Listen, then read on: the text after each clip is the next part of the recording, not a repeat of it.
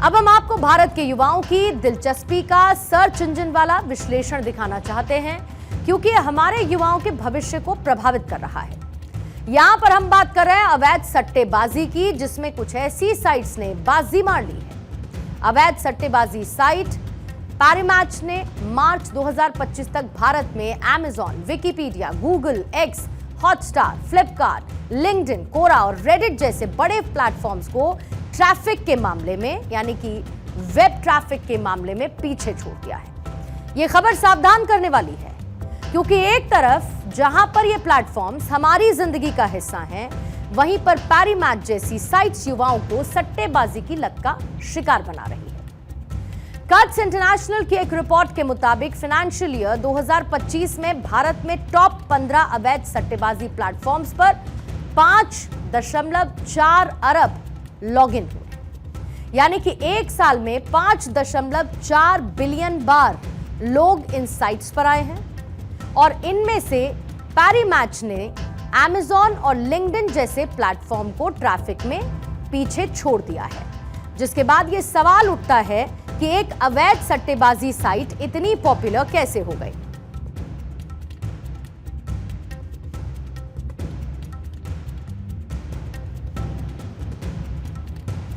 दरअसल ये साइट्स अवैध हैं और 28% जीएसटी और टीडीएस से भी मुक्त हैं, जिसके चलते ये ज्यादा विड्रॉल और रैपिड फायर सट्टेबाजी प्रोडक्ट्स को ऑफर करती हैं। मतलब तुरंत हार जीत की वो एक्साइटमेंट जो कि युवाओं को लुभाती है, एड्रेनल रश देती है उन्हें। पैरीमैच जैसे प्लेटफॉर्म्स में कैश ऑन डिलीवरी का ऑप्शन भी शुरू हो चुका है, जिससे ये युवा बिना डिजिटल पेमेंट के, बिना माता पिता की नजर में आए आसानी से सट्टा खेल सकते हैं। और ये एक बड़ा रीजन है कि युवा इस जाल में फंस रहे हैं। यहां पर हमें यह भी समझना चाहिए कि भारत में ऑनलाइन सट्टेबाजी को रोकने के लिए कोई सख्त कानून नहीं है। साल 1867 का पब्लिक गैम्बलिंग एक्ट आज के डिजिटल युग में यूजलेस साबित हो रहा है। साल 2025 में टॉप 15 अवैध सट्टेबाजी साइट्स पर मैंने पहले भी जिक्र किया 5.4 अरब लॉगिन। अब अगर इसे आप ऑन एन एवरेज रोज के हिसाब से देखेंगे तो हर दिन करीब 1.5 करोड़ लॉगिन होते हैं, यानी कि हर दिन लाखों लोग इन साइट्स पर सट्टेबाजी कर रहे हैं। इन साइट्स पर सालाना जमा राशि 100 अरब डॉलर, यानी कि लगभग 8.4 लाख करोड़ रुपए तक जा पहुंची है। और यह भारत की जीडीपी का 2.5% है और हर साल 30% की रफ्तार से यह बढ़ भी रहा है। अब आप यह भी देखिए कि यह सिर्फ सट्टेबाजी का मामला नहीं है, बल्कि यह हमारे युवाओं के भविष्य का मसला है, जहां पर भारत के युवा सट्टेबाजी की लत में पड़ते जा रहे हैं।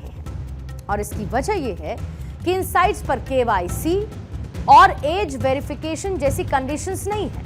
इसके साथ कैश ऑन डिलीवरी ऑप्शन ने नाबालिगों के लिए सट्टा खेलना और ज्यादा आसान बना दिया है। ये साइट्स युवाओं को जल्दी अमीर बनने का सपना दिखाती हैं, लेकिन हकीकत में क्या है? हकीकत यह है कि ज्यादातर लोग हारते हैं और फिर कर्ज में डूब जाते हैं। कुछ दिन पहले ही एक आईआईएम ग्रेजुएट ने ऑनलाइन सट्टेबाजी में 20 लाख रुपए गंवा दिए और अपनी पत्नी के खाते से भी लाखों रुपए चुराए, जिसके चलते बाद में उसका तलाक भी हुआ। लेकिन यह सट्टेबाजी परिवारों को तोड़ रही है।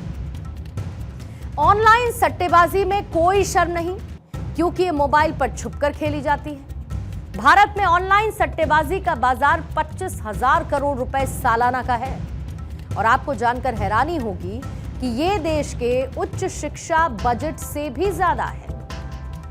सट्टेबाजी की लत से परिवार बिखर रहे हैं, युवा आत्महत्या कर रहे हैं। कट्स की रिपोर्ट ये कहती है कि ऐसी साइट्स युवाओं और साथ ही जुए के प्रति संवेदनशील लोगों को टारगेट करती है। और इन्हें रोकने के लिए क्या कदम उठाए जा सकते हैं, उसको लेकर भी हम सरकार को कुछ टिप्स देना चाहते हैं। पहला पॉइंट क्या है? सख्त कानून। भारत को ऑनलाइन सट्टेबाजी के लिए कड़े नियम बनाने होंगे, एक सेंट्रल रेगुलेटरी की तरह, जिसकी जरूरत है, जो इन साइट्स पर नजर रख सके, मॉनिटर कर सके। दूसरा पॉइंट है अवेयरनेस, यानी जागरूकता। युवाओं को सट्टेबाजी के नुकसान के बारे में अवेयर करना होगा। स्कूल कॉलेजेस में इसके अगेंस्ट कैंपेन चलाए जाने की जरूरत है।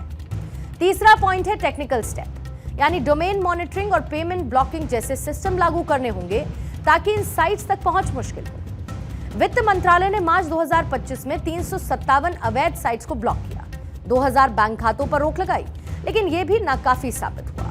इससे भी ज्यादा सख्ती करनी होगी। पारीमैच जैसी साइट्स ने भारत को अवैध सट्टेबाजी का गढ़ बना दिया। 5.4 अरब लॉगिन और 100 अरब डॉलर की जमा राशि ये दिखाती है कि ये डिजिटल जहर कितना ज्यादा खतरनाक होता जा रहा है। और अगर हमने अभी कदम नहीं उठाए तो ये लत हमारे समाज को खोखला कर देगी। हमें जागरूकता, सख्त कानून और एकजुटता से इस जाल को तोड़ना होगा और हमारे देश के युवाओं को इस लत का शिकार होने से बचाना भी होगा।